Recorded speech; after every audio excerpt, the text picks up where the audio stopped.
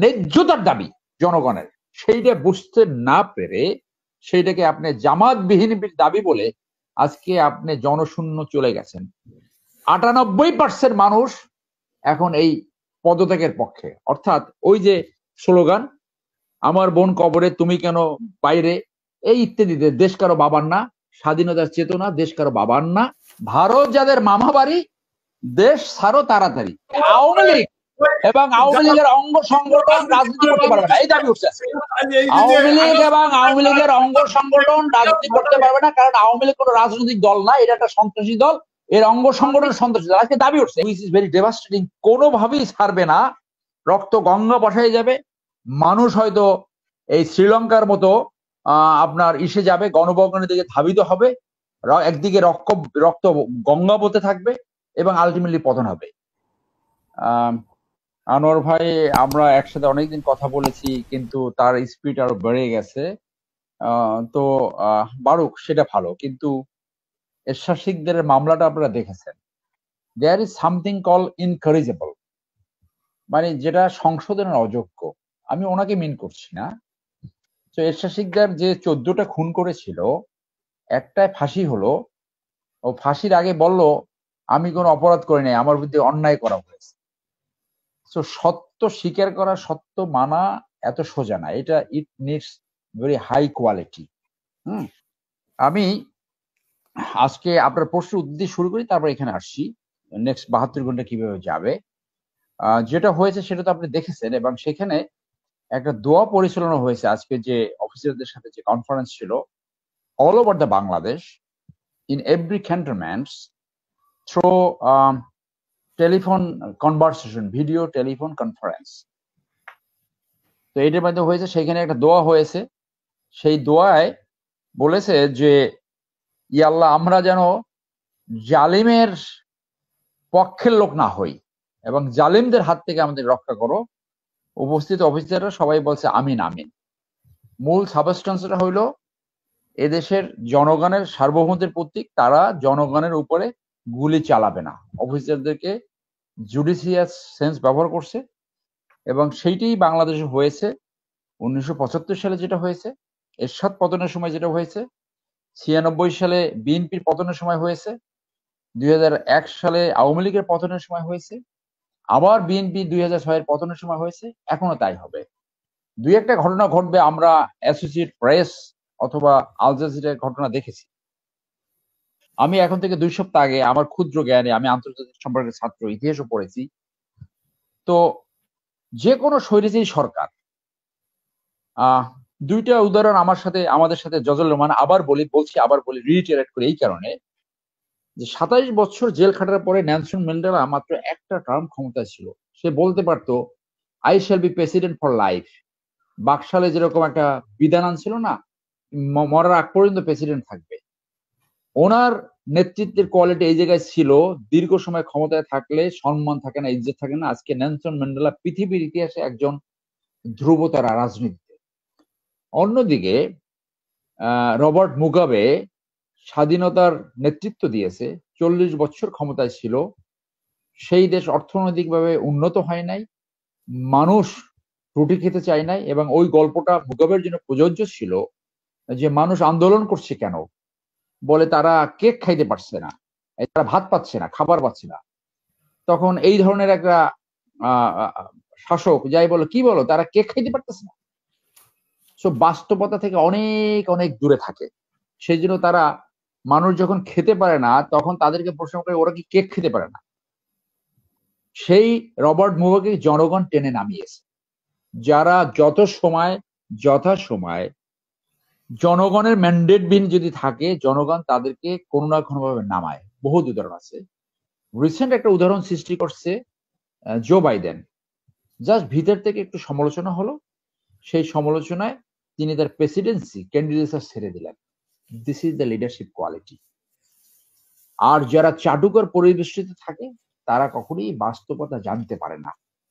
এইরকম চাটুকার সৃষ্টি হয়, আপনি ম্যান্ডেট বিহীন ভাবে 16 বছর চালায়া গেলেন, এবং কোনটা জনগণের দাবি, জনগণের পিওর ন্যায্যতার দাবি জনগণের, সেইটা বুঝতে না পেরে সেইটাকে আপনি জামাতবিহীন দাবি বলে আজকে আপনি জনশূন্য চলে গেছেন। 98% মানুষ এখন এই পদত্যাগের পক্ষে। অর্থাৎ ওই যে স্লোগান, আমার বোন কবরে তুমি কেন বাইরে, এই ইত্যাদিতে, দেশ কারো বাবার না, স্বাধীনতার চেতনা দেশ কারো বাবার না, লক্ষ শহীদের রক্তে কেনা স্বাধীনতা দেশ কারো বাবার না। মানুষ ওই জায়গায় গেছে। এবং আজকে একটা মেয়ের স্টেটমেন্ট দেখছিলাম আমি সোশ্যাল মিডিয়ায়, ডাইরেক্ট প্রধানমন্ত্রী আক্রমণ করেছে, আপনার বাবা স্বাধীনতা যুদ্ধ করেছে, তাতে কি হয়েছে, বাংলাদেশে বাকি সব গোলাম, আমার দাদা করেছে।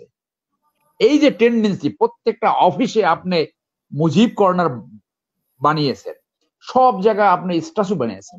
শফিউদ্দিনের 3টা সাকসেস, শফিউদ্দিন চিটাগং এ একটা বানিয়েছে, আগের x chief of army staff, মূর্তি বানিয়েছে। আপনার এই যে বিজয় সরণি ওইখানে একটা বানাইছে, আর সিলেট ক্যান্টনমেন্টে। মানুষ বলে এটা, অনেকে দেখা করে বলে ওনার সাকসেস 3টা। তো এইরকম চাটুকার সৃষ্টি হয়। জনগণের যদি ভালোবাসা না থাকে, জনগণের যদি শ্রদ্ধা ভালোবাসা না থাকে, এইগুলা থাকে না। ইতিহাস সেইটা শিখায়। সাদ্দাম হোসেনেরও কিন্তু স্ট্যাচু ছিল, সেই স্ট্যাচু কি আছে বাগদাদে? বাগদাদে নাই।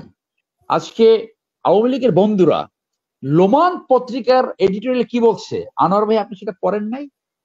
আপনি দেখেন নাই আলজিয়ার্সে কিভাবে পতন হয়েছে? রুটির দাম বাড়াইছে, সেই জন্য সেইখানে পতন হয়ে গেছে।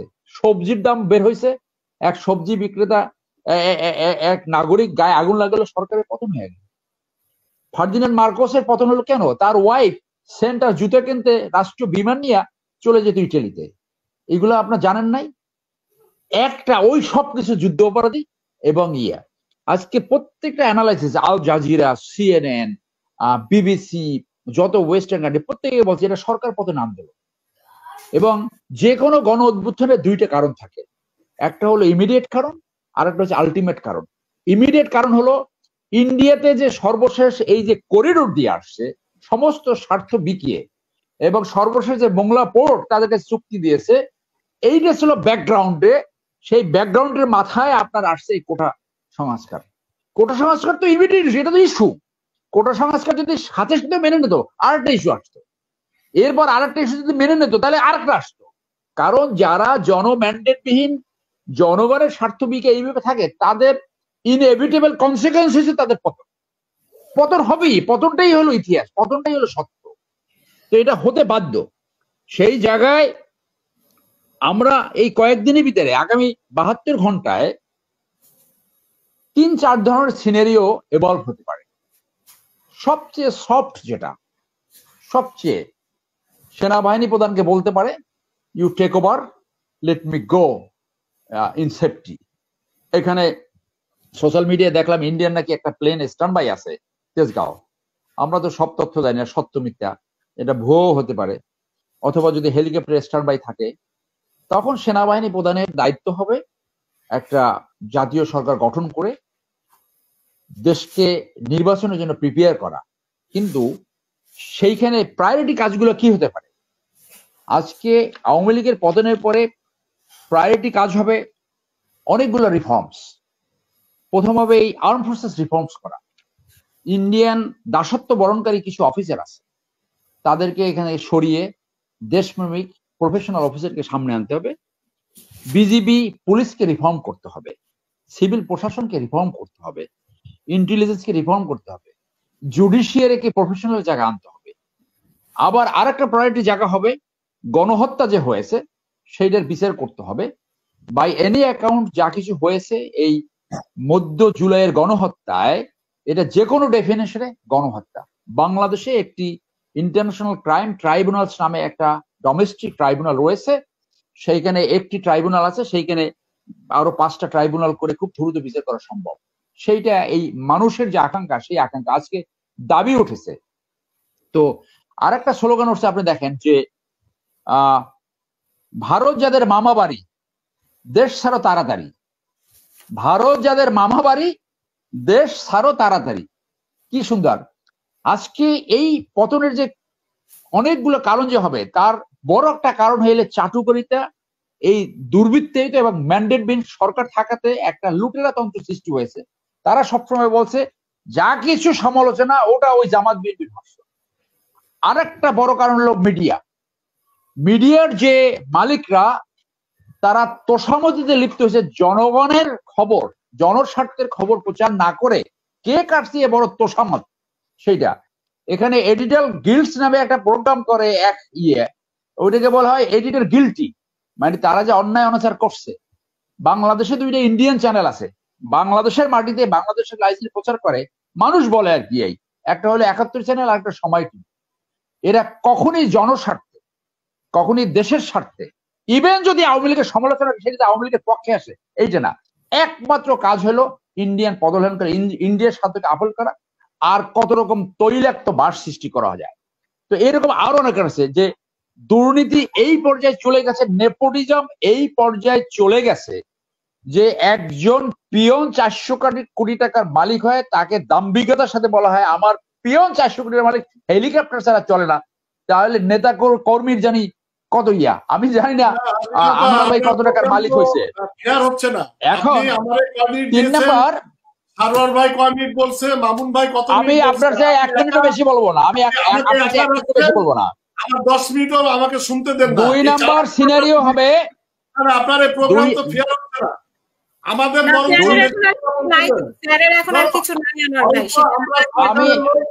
সরকারকে আমি কয় মিনিট বলছি বলেন? ওনার চেয়ে আমি বেশি বলছি। জনগণকে করতে চাই, আমার কমলমতি ছেলেদেরকে আমরা বলতে চাই কমলমতি ছেলেদেরকে ব্যবহার করতে। এই জন্য এই যে বিএনপিটা করে আনোয়ার ভাই, এই জন্য ছাত্ররা দাবি উঠেছে আওয়ামী লীগ এবং আওয়ামী লীগের অঙ্গ সংগঠন রাজনীতি করতে পারবে না, এই দাবি উঠছে। আওয়ামী লীগ এবং আওয়ামী লীগের অঙ্গ সংগঠন রাজনীতি করতে পারবে না, কারণ আওয়ামী লীগ কোনো রাজনৈতিক দল না, এটা একটা সন্ত্রাসী দল, এর অঙ্গ সংগঠন সন্ত্রাসী দল। আজকে দাবি উঠছে, এই দাবি উঠছে এই ছাত্ররা। আমি আর একটা ছাত্র, এটা রাজনৈতিক দলের চরিত্র সম্পূর্ণ হারাই ফেলছে, সম্পূর্ণ হারাই ফেলছে। আমাদেরকে ডাকছেন কেন এখন? কথা বলার জন্য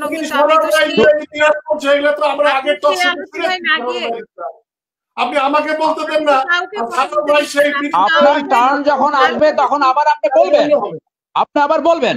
এখন 2 নম্বর সিনারিও হতে পারে, আর আপনি যে আমার কথা হলো যে আজকে যে জাতিকে বিভ্রান্ত করছে কারা, জাতির স্বার্থে, মানুষের স্বার্থে আপনাদের বলা উচিত কিভাবে আজকে জাতিকে বিভ্রান্ত করা হচ্ছে। ওই যে ইনকারেজেবল,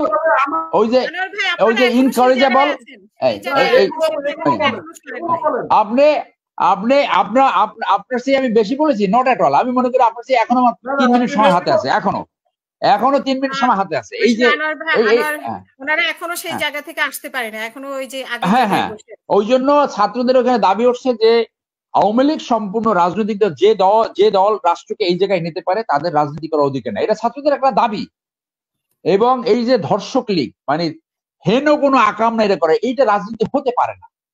সেই জায়গায় সেকেন্ড সিনারিওটা হতে পারে যে উনি যদি স্বেচ্ছায় সরতে না চায়, হুইচ ইজ আনলাইকলি, সংশয় কিন্তু রয়েছে, তাহলে উনি আবার এই জনগণের উপর গুলি করবে এবং রক্ত গঙ্গা বয়ে দিতে পারে। কিন্তু মানুষ যে নেমে গেছে, মানুষ এখান থেকে সরে যাবে বলে মনে হয় না। আর রেভলিউশনের ইতিহাস তাই বলে। 3 নম্বর সিনারিও হতে পারে 3 বাহিনী প্রধান অন্য সবাই যে বলে যে ওই এরশাদের সময় যেটা করেছিল নুরুদ্দিন, যে we are no more with you, তখন হয়তো সে নিজে পার্শ্ববর্তী দেশে চলে যেতে পারে। আর 4 নম্বর সিনারিও হতে পারে হুইচ ইজ ভেরি ডেভাস্টেটিং, কোনোভাবেই ছাড়বে না, রক্ত গঙ্গা বসায় যাবে, মানুষ হয়তো এই শ্রীলঙ্কার মতো আপনার যাবে, গণভবনের দিকে ধাবিত হবে, একদিকে রক্ত গঙ্গা বতে থাকবে এবং আলটিমেটলি পতন হবে। What ever is the scenario, Awami লীগের পতন হলো সময়ের ব্যাপার, it's just matter of time. কারণ আমরা যতটুকু বুঝি, মানুষ যখন নেমে গেছে এবং এই যে গণহত্যা করেছে, এইখান থেকে মানুষের সরে যাবে না, এবং এইটা এক দফায় আসতে বাধ্য, সেই এক দফায় আসছে। এইটি দুর্ভাগ্য হলো চসেস্তুর মতো কেউই বোঝে না যে কি বাস্তবতা তার সামনে আসতেছে। ধন্যবাদ।